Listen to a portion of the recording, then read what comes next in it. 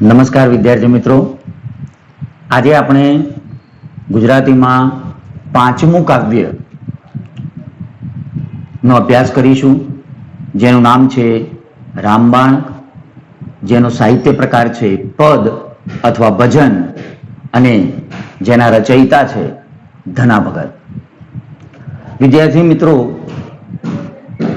કવિ ધના ભગતે લખેલું આ રામબાણ કાવ્ય, જેનો સાહિત્ય પ્રકાર પદ છે, તો પદ વિશે અગાઉ આપણે જ્યારે પહેલા કાવ્યની ચર્ચા કરી ત્યારે સાહિત્ય પ્રકાર એટલે પદ કેવી રીતે કવિઓ એની રચના કરી, મધ્યકાળનો સૌથી નાનો અસરકારક અને ભક્તિના ભાવોને અસરકારક રીતે રજૂ કરવા માટેનું સાહિત્ય પ્રકાર એટલે પદ, એ આપણે અગાઉના વિડીયોમાં જોયેલું જ છે.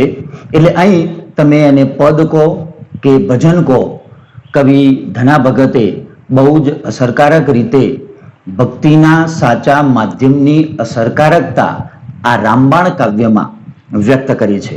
હવે જ્યારે આપણે આ કવિ વિશેનું કાવ્ય ભણીએ છીએ ત્યારે સ્વાભાવિક કવિનો થોડો પરિચય આપણે મેળવી લઈશું. તો અહીં સાહિત્યકાર તરીકે કવિ ધના ભગતનો આપણે ટૂંકો પરિચય મેળવીશું, કારણ કે પદ વિશે અગાઉ આપણે કહી ચૂકેલા છીએ. એટલે મધ્યકાળનો અસરકારક, ટૂંકો અને ભક્તિના માધ્યમથી વ્યક્ત થતો એવો ઉત્તમ પ્રકારનો સાહિત્ય પ્રકાર એટલે પદ. અહીં સાહિત્યકાર તરીકે ધના ભગત, તેમનું પૂરું નામ ધના ભગત હરિભગત કાકડિયા છે.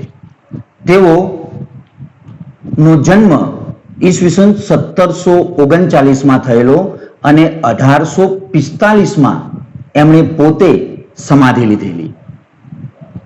તેમનું વતન ભાવનગર જિલ્લાના ઉમરાળા તાલુકાનું ધોળા ગામ, એટલે ધોળા ગામમાં એ જન્મેલા અને ખાસ કરીને એમણે પોતાનું આખું જીવન એ પ્રભુની ભક્તિમાં જ વિતાવ્યું અને પ્રભુની ભક્તિમાં જીવન વિતાવતા વિતાવતા એમણે પોતે જે ભજનો ગાયા, એમણે જે પોતે ભજનો વ્યક્ત કર્યા, એ જ ભજનો પદ તરીકે ગુજરાતી સાહિત્યમાં આજે આપણે ભણીએ છીએ.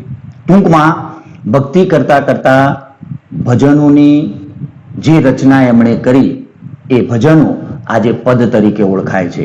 અને અહીં આપણે જ્યારે ધના ભગતનું રામબાણ કાવ્ય ભણવાના છીએ ત્યારે કાવ્ય ભણીએ એ પહેલા આપણે એ સરસ મજાનું પદ છે, ભજન છે, તો એ કાવ્યને સંગીત સાથે આપણે પહેલા સાંભળીશું.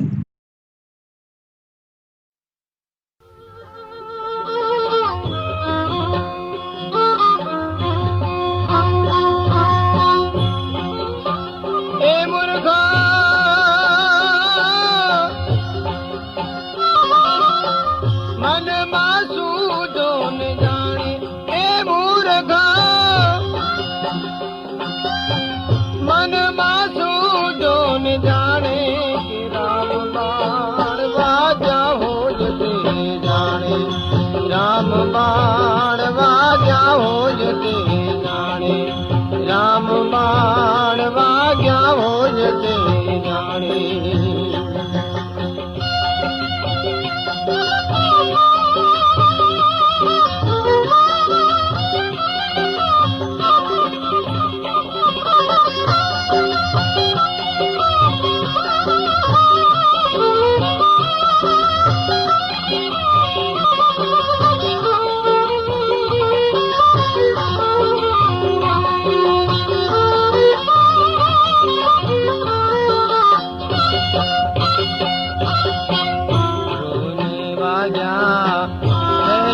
वाग्या ठरी बैठा ठिकाने, रोने वाग्या बेलदने वाग्या ठरी बैठा ठिकाने. गर्भवास सुख देवने वाग्या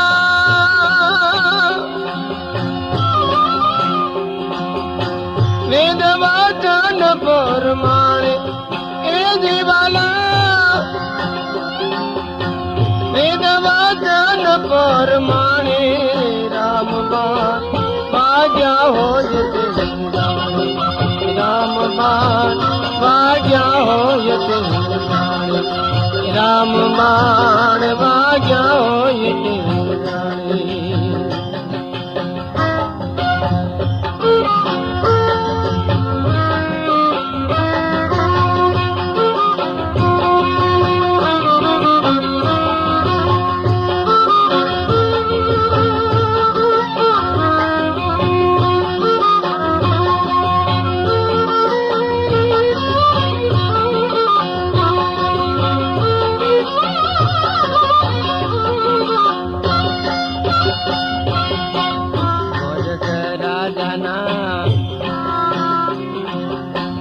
मन हेरली दावालो बैठाई थाने मौजद राजाना मन हेरली दावालो बैठाई थाने काशी देने वाला पर्वत मुकाविया काशिए देने वाला पर्वत मुकाविया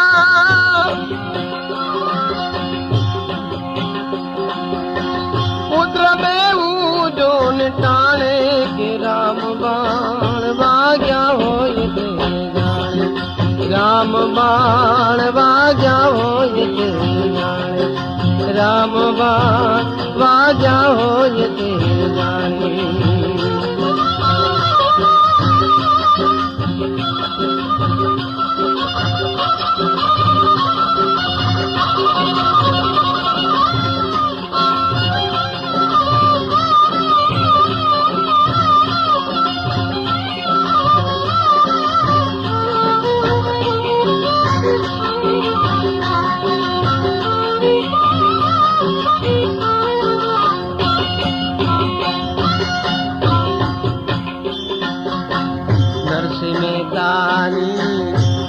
शिकारी वाला के बकरी जोन जाने नरसिंह तानी मुंडी शिकारी के बकरी जोन जाने अनेक भक्तों ने उगाड़िया तन भगत आणे ए दिवाला तन भगत आणे राम बाण वाग्या होय ते जाणे मुर्गा मन मासो जोन जाने ए मुर्गा मन मासो जोन जाने राम बाण वाग्या होय ते जाने राम बाण वाग्या होय ते जाने राम बाण वाग्या होय ते जाने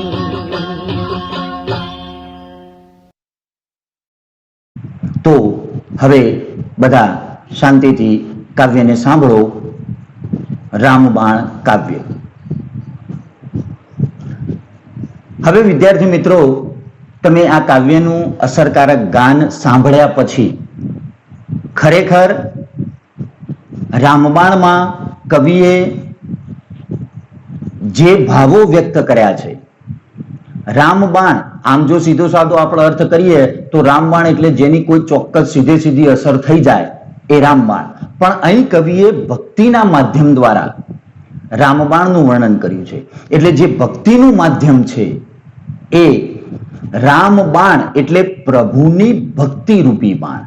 અને એ પ્રભુની ભક્તિ રૂપી બાણની અસર કેવી કેવી રીતે થઈ છે અથવા એ રામબાણની અસર કવિ કેવી રીતે વ્યક્ત કરે છે, અહીં કવિએ જુદા જુદા એવા આપણા પ્રાચીન સમયમાં થઈ ગયેલા સાચા ભક્તોનું ઉદાહરણ આપી જીવનમાં ભક્તિનું માધ્યમ કેટલું અસરકારક છે અને એ દ્વારા પ્રભુની સાચી ભક્તિ દ્વારા ભક્ત કેવા કેવા ઉચ્ચ સ્થાનો પ્રાપ્ત કરી શકે છે અથવા એ ભક્તિના પ્રતાપે કેવી રીતે ભગવાન સાક્ષાત અણીના સમયે, જરૂરિયાતના સમયે, મુશ્કેલીના સમયે સ્વયં ભગવાન ભક્તની મદદ કરવા તત્પર રહે છે, એના ઉદાહરણો અહીં રામબાણ કાવ્યમાં કવિએ વ્યક્ત કર્યા છે. અને એ ઉદાહરણો દ્વારા જ આપણે સમજવાનું છે કે ખરેખર ભક્તિ અને અમારે જે ભક્તિની અસરકારકતા છે એ તમે સાચા દિલથી, સાચા મનથી કરો તો સ્વયં ભગવાન કેવી રીતે આપણી વારે આવે છે એના અહીં રામબાણ કાવ્યમાં કવિએ વિવિધ ઉદાહરણો વ્યક્ત કર્યા છે. એ ઉદાહરણો હવે આપણે કાવ્યના પરિચય દ્વારા કેળવીશું કે કવિ ધના ભગતે રામબાણ કાવ્યમાં કયા કયા એવા વ્યક્તિઓના ઉદાહરણ અહીં મૂક્યા છે. અહીં માત્ર વિદ્યાર્થી મિત્રો ધ્યાન એ રાખવાનું છે, કવિએ માત્ર એના ઉદાહરણો જ અહીં મૂક્યા છે. પછી એમના જીવન વિશે આપણે જેટલું વિચારી સમજી અને એમના જીવનની સાર્થકતા આપણે પ્રાપ્ત કરી શકીએ એના માટે અહીં કવિ આ ઉદાહરણો મૂક્યા છે. તો આપણે જોઈએ, કવિ કહે છે, રામ બાણ વાગ્યા હોય તે જાણે, પ્રભુના બાણ વાગ્યા હોય તે જાણે. રામબાણ પ્રભુની ભક્તિ રૂપી બાણ. પરીક્ષામાં વિદ્યાર્થી મિત્રો ખાસ આ પ્રશ્ન પૂછાય છે ટૂંકા પ્રશ્નમાં, એક એક વાક્યના પ્રશ્નમાં કે રામબાણ એટલે શું? તો રામબાણ એટલે પ્રભુની ભક્તિ રૂપી બાણ.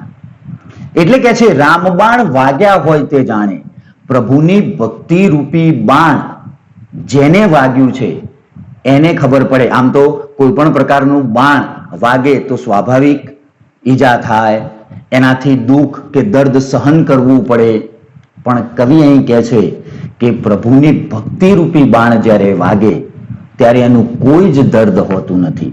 ઉપરાંત ઉપરથી મનુષ્યની અંદર એક નવો ભાવ, ભક્તિ રૂપી ભાવ એ પેદા થાય છે. અને એ કોને ખબર પડે?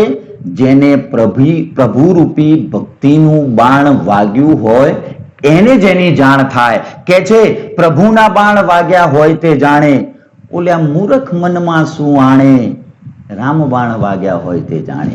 અહીં કવિ કહે છે કે રામબાણ એટલે સીધે સીધો આપણે એનો અર્થ કરીએ તો જે કદી નિષ્ફળ ન જાય એવું રામરૂપી બાણ. અહીં કાવ્યના સંદર્ભમાં આપણે એનો અર્થ કરવાનો છે પ્રભુની ભક્તિ રૂપી બાણ. અને ઓલ્યા મૂર્ખ મનમાં શું આણે, મૂર્ખ એટલે ગમાર. અહીં આપણે બિલકુલ સાવ સામાન્ય જન કહીએ તો સાવ સામાન્ય જન છે, સામાન્ય વ્યક્તિ છે, જેને પ્રભુની ભક્તિ વિશેની ખબર નથી, એને શું ખબર પડે કે રામબાણ વાગ્યા હોય તો શું થાય? એટલે પ્રભુની ભક્તિ રૂપી બાણ વાગ્યું હોય તો વ્યક્તિ ભગવાનની ભક્તિમાં કેવો તરબોળ થઈ જાય છે, કેવો તલ્લીન થઈ જાય છે. કારણ કે એ બાણની વેદના થતી નથી, ઉપરથી એ બાણની અસરના પરિણામે એ વધુ ને વધુ પ્રભુની ભક્તિમાં લીન થઈ જાય છે. જાણે કે એ પોતાના સમગ્ર જીવનને પ્રભુને સમર્પિત કરી દે છે, એની ભક્તિમાં સમર્પિત કરી દે છે. અને એ વાત સામાન્ય માણસને ખબર પડતી નથી. એટલે કે છે ઓલ્યા મૂર્ખ મનમાં શું આણે, રામબાણ વાગ્યા હોય તે જાણે. એટલે સાચા અર્થમાં પ્રભુની ભક્તિ રૂપી બાણ ખરેખર જેને વાગ્યું હોય એને જ ખબર પડે કે પ્રભુની ભક્તિ શું છે. સાચા હૃદયથી કરેલી ભક્તિની અસર કેવી થાય છે એ સામાન્ય વ્યક્તિને ખબર પડતી નથી. એટલે મારા તમારા જેવા સામાન્ય વ્યક્તિને પ્રભુની ભક્તિની અસર કેવી હોય છે એનો સાચો બોધ મળે એ માટે કવિ ધના ભગતે અહીં પ્રાચીન સમયમાં થઈ ગયેલા એવા વ્યક્તિઓના ઉદાહરણ આપી અને સાચા અર્થમાં જેને ભગવાનની ભક્તિની ધૂન લાગી છે એવા વ્યક્તિઓના જીવનમાં કેવા પરિણામો મળ્યા, એમનું જીવનનો કેવી રીતે ઉદ્ધાર થયો એની વાત અહીં ધના ભગત પોતાની આગળની પંક્તિમાં કરે છે. કે છે રામબાણ કોને કોને વાગ્યા?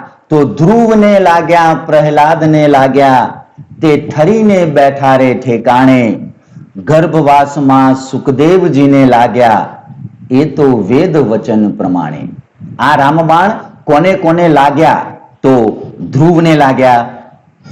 ધ્રુવ જે ઉત્તાનપાદનો પુત્ર, આમ તો તમે ધ્રુવ વિશેની કહાની એની વાર્તા સાંભળી જશે કે એની સુનીતિ અને સુરુચિ નામની બે પત્નીઓ હતી અને એમાં જ્યારે ધ્રુવ, કારણ કે રાજા એ સુરુચિ પ્રત્યે એને વધારે આકર્ષણ હોય, એ સતત એની જ સાથે રહેતો ને એના જ પુત્રને વધુ વાલ કરતો.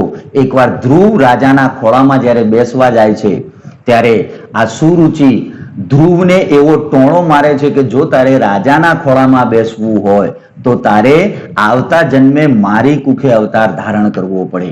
અને એનાથી લાગી આવતા માતા સુનીતિના વચનોથી આ ધ્રુવ ભગવાનની એવી ભક્તિ કરે છે. ભક્તિ એટલે આપણને નવાઈ લાગે કે જ્યારે એણે ભક્તિની શરૂઆત કરી ત્યારે શરૂઆતમાં ફળ ને એવું બધું ખાઈને એની તપશ્ચર્યા કરી, પછી એણે ફળ મૂકી માત્ર પાંદડા ખાવાનું શરૂ કર્યું, પાંદડા છોડી માત્ર પાણી ઉપર રહેવાનું શરૂ કર્યું અને અંતે એણે પાણી પણ છોડી અને કંઈ પણ ખાધા પીધા વિના એને એક જ પગે ઉભા રહી અને અડગ નિશ્ચલ એવી ભક્તિ ભગવાન વિષ્ણુની કરી અને ભગવાન વિષ્ણુએ પ્રસન્ન થઈ. આપણે જાણીએ છીએ કે આજે પણ આકાશમાં ધ્રુવ તારા તરીકે એનું સ્થાન અમર છે.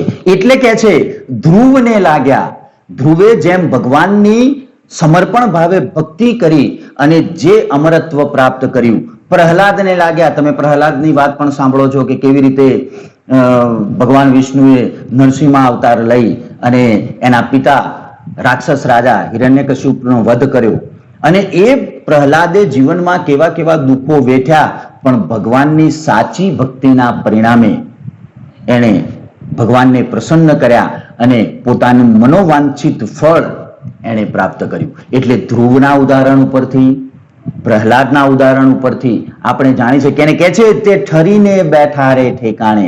એમણે પોતપોતાનું જે કામ હતું એ પૂર્ણ કર્યું અથવા પોતાની જે મનોવાંછિત ફળની કામના હતી એ એમણે પૂર્ણ કરી.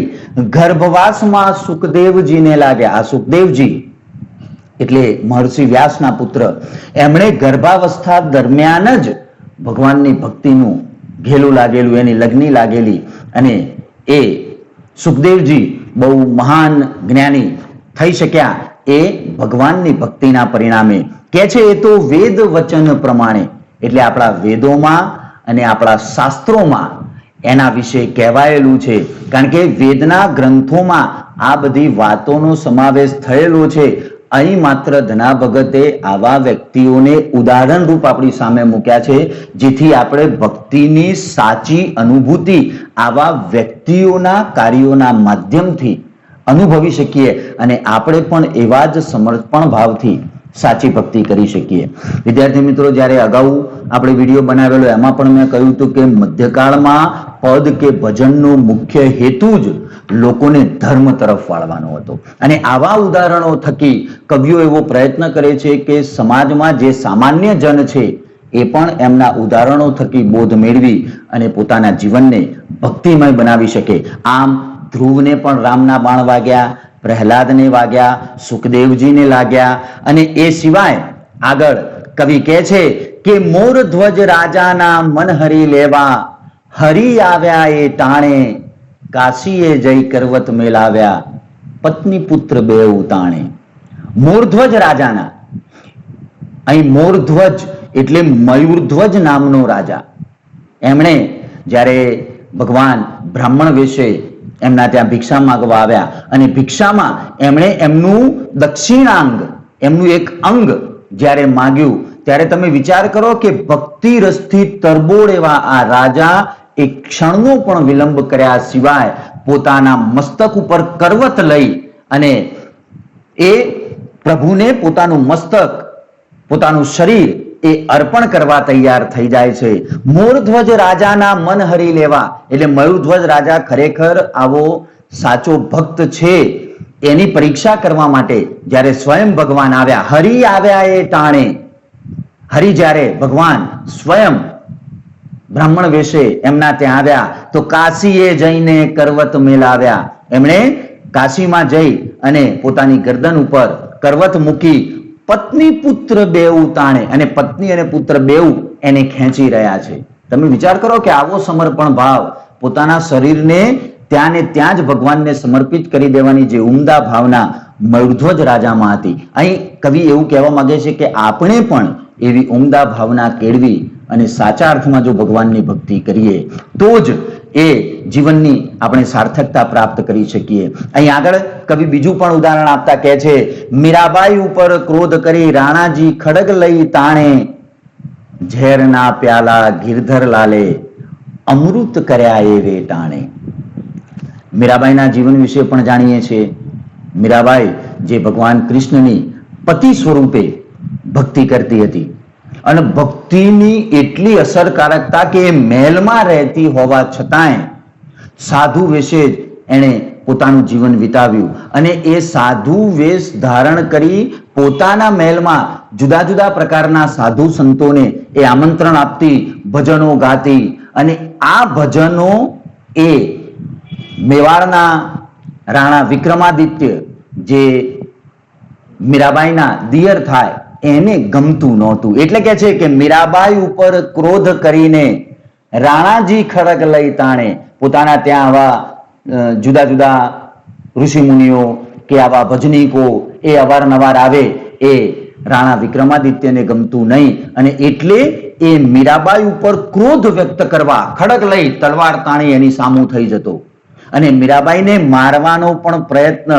એને કરેલો. એટલે કહે છે કે ઝેરના પ્યાલા ગિરધર લાલે અમૃત કર્યા એ વેટાણે. અહીં ઝેરના પ્યાલા, જ્યારે મીરાબાઈને મારવા માટે રાણાજીએ વિષનો પ્યાલો મોકલ્યો ત્યારે મીરાબાઈ તમે જુઓ કે ભગવાન પ્રત્યેની કેટલી અડગ ભક્તિ, કેટલી નિષ્ઠા અને કેવી શ્રદ્ધા કે એ વિષનો પ્યાલો પણ પી ગઈ. પણ તમે જુઓ અહીં કવિ કહે છે કે એ વિષ એ મીરાબાઈએ જાણે મીરાબાઈ તો વિષના બદલે અમૃત પીતા હોય એવી એમને અનુભૂતિ થઈ. એનું કારણ કે ઝેરના પ્યાલા ગિરધરલાલે અમૃત કર્યા. ગિરધરલાલ ભગવાન શ્રી કૃષ્ણ, ગિરિધર જેણે ગિરિને ધારણ કર્યો છે એવા ભગવાન શ્રી કૃષ્ણએ એ ઝેરને અમૃત કરી દીધું અને મીરાબાઈ હેમખેમ બચી ગયા. ટૂંકમાં મીરાબાઈએ ભગવાન શ્રી કૃષ્ણની ભક્તિ એટલા અતૂટ ભાવથી કરી કે એ ભક્તિને પરિણામે એ ઝેરનો પ્યાલો પણ અમૃત સમાન બની ગયો. આમ મીરાબાઈનું પણ અહીં કવિ ઉદાહરણ આપે છે કે એમણે પોતાના જીવનમાં કેવી ભક્તિ કરી, એમને રામના બાણ કેવા વાગ્યા હતા, પ્રભુની ભક્તિરૂપી બાણ કેવા વાગ્યા હતા કે સ્વયં ભગવાને આવવું પડ્યું અને એ ઝેરને અમૃત કરવું પડ્યું. આ સાચી ભક્તિનો પુરાવો છે. આગળ કવિ અંતે કહે છે કે નરસિંહ મહેતાની હુંડી સ્વીકારી, ખેપ ભરી ખરે તાણે, આગળ સંત અનેક ઓધાર્યા, એવું ધનો ભગત ઉર આણે. નરસિંહ મહેતાની હુંડી સ્વીકારી, જાણીતું નરસિંહ મહેતાનું એ પદ આપણે સાંભળીએ છીએ, મારી હુંડી સ્વીકારો મહારાજ રે શામળા ગીરધારી. અહીં નરસિંહ મહેતાની પરીક્ષા કરવા માટે એમના જ નાગર જ્ઞાતિના વ્યક્તિઓએ, કારણ કે પહેલા જ્યારે અત્યારે જે બેન્કિંગ વ્યવસ્થા છે, પહેલા આવી રીતે પૈસા એક જગ્યાએથી બીજી જગ્યાએ પહોંચાડવા માટેની એવી કોઈ વ્યવસ્થા નહોતી. એટલે ગામનો જે શાહુકાર હોય, જે પૈસા પાત્ર માણસ હોય, એ બીજા કોઈ પ્રદેશમાં જનાર વ્યક્તિને પોતાના હાથે હુંડી લખી આપે કે આવનાર વ્યક્તિને આટલા રૂપિયા કે જે કંઈ એને પોતાની વસ્તુ જમા કરાવી હોય એના બદલામાં આ વસ્તુ આપવી, એવું હુંડી સ્વરૂપે લખીને આપે એટલે જે તે જગ્યાએ વ્યક્તિને એ વસ્તુ મળી જાય. ત્યારે એમના જ જ્ઞાતિના નાગર બ્રાહ્મણોએ નરસિંહ મહેતાની પરીક્ષા લેવા એમની પાસેથી આવી હુંડી લખાવાનું કહ્યું. પણ તમે જુઓ કે નરસિંહ મહેતા તો જે સખા ભાવે ભગવાન કૃષ્ણની જે ભક્તિ કરેલી અને એમણે તો પોતાનું સર્વસ્વ ઈશ્વરને સમર્પણ કરી દીધેલું, એટલે પોતાના જીવનમાં આવતી આવી આપત્તિ કે મુશ્કેલી એ ભગવાન પાર પાડી જ દેશે એવા દ્રઢ આત્મવિશ્વાસ સાથે એમણે પેલા વ્યક્તિને હુંડી લખી આપી પણ ખરી. અને પુરાણમાં એ કથા આપણે જાણીએ છીએ કે સાક્ષાત ભગવાન શ્રી કૃષ્ણ સામળસાનો વેશ ધરી અને સામે પક્ષે નરસિંહ મહેતાએ લખેલી એ હુંડી સ્વીકારે પણ છે અને પેલા વ્યક્તિનું કામ પણ થઈ જાય છે. આમ નરસિંહ મહેતાની ભક્તિમાં કેટલી શ્રદ્ધા છે, કેટલી અડગતા છે, એ અહીં ધના ભગત નરસિંહ મહેતાના ઉદાહરણ દ્વારા આપણને સમજાવવા માંગે છે કે નરસિંહ મહેતાની હુંડી સ્વીકારી, સ્વયં ભગવાને નરસિંહ મહેતાની હુંડી સ્વીકારવા આવવું પડ્યું. ખેપ ભરી ખરે ટાણે, અહીં હુંડી એટલે નાણાંની આપલે માટેની ચિઠ્ઠી, ખેપ ભરી એટલે સફર કરી અહીં દોડી આવવું. ભગવાનને પણ દોડી આવવું પડ્યું કે ભાઈ મારા ભક્તે મારા ઉપર વિશ્વાસ રાખીને આ હુંડી લખી છે, તો કોઈ પણ હિસાબે મારે એનો સ્વીકાર કરવો પડે. એટલે આવી દ્રઢ અને અડગ જે ભક્તિ છે એ ભગવાનને પણ મજબૂર કરી દે છે કે પોતાના ભક્તનું કામ પાર પાડવું જ જોઈએ. નરસિંહ મહેતાની હુંડી સ્વીકારી, ખેપ ભરી ખરે ટાણે, આગળ સંત અનેક ઓધાર્યા, એવું ધનો ભગત ઉરાણે. આગળ સંત અનેક ઓધાર્યા, અહીં ઓધાર્યા એટલે અનેક સંતોનો ઓધાર્યા, ઉદ્ધાર કર્યો. આ તો અહીં નરસિંહ મહેતાએ ધ્રુવ, ભક્ત પહેલાદ, મયુરધ્વજ રાજા, પછી મીરાબાઈ, નરસિંહ મહેતા, આવા વ્યક્તિઓનો અહીં આપણી નજર સામે, કારણ કે એમના વિશે આપણે થોડું ઘણું જાણીએ છીએ એટલે અહીં ઉદાહરણ સ્વરૂપ મૂક્યું કે ભક્તિનો પ્રતાપ કેવો છે, ભક્તિના પરિણામે વ્યક્તિ કેવી રીતે ઈશ્વર પાસેથી પોતાની ઈચ્છિત મનોકામના પૂર્ણ કરી શકે છે. સાચી ભક્તિથી, પ્રેમ લક્ષણા ભક્તિથી, પ્રેમપૂર્વક નિષ્ઠાથી તમે ભગવાનની ભક્તિ કરો તો તમારા પોતાના કાર્યો થાય છે. એની વાત નરસિંહ મહેતાએ આ જુદા જુદા વ્યક્તિઓના ઉદાહરણોથી આપણી સામે મૂકી છે. આપણે કવિના કહેવા પ્રમાણે આવા વ્યક્તિઓનો જે રીતે જીવનમાં ઉદ્ધાર થયો, આપણે એમના જીવનમાંથી પ્રેરણા લઈ અને ખરેખર આપણું જીવન ભક્તિ માટે, ભગવાન માટે સમર્પિત કરી દઈએ તો આપણી પણ તમામ એવી મનોકામનાઓ પૂર્ણ થશે. કારણ કે ધના ભગત કહે છે આગળ અનેક સંતો ઉદ્ધાર્યા, આગળ એવા અનેક સંતોનો ભગવાને ઉદ્ધાર કર્યો છે, એવું ધનો ભગત ઉરાણે. એવું ધના ભગતના, ઉર એટલે હૃદય, એમના હૃદયમાં એવી વાત છે કે આગળ પણ આવા ઘણા બધા સંતોનો ભગવાને ઉદ્ધાર કરેલો. એમ સામાન્ય વ્યક્તિ તરીકે આપણે પણ જો ભગવાનની આવી નિસ્વાર્થ ભાવે ભક્તિ કરીશું તો ચોક્કસ આપણને પણ, આપણા જીવનનો પણ આવો જ ઉદ્ધાર થશે. આમ વ્યક્તિને ભક્તિ તરફ વાળવા ધના ભગતે આ કાવ્યમાં જુદા જુદા સંતોનું, જુદા જુદા વ્યક્તિઓનું ઉદાહરણ આપી અને આપણને ભક્તિ તરફ પ્રેરિત કરવાનો એમનો જે આ ઉમદા પ્રયાસ આ કાવ્ય દ્વારા વ્યક્ત કરવામાં આવ્યો છે, એ કાવ્યને અહીં આપણે પૂરું કરીએ છીએ. અસ્તુ.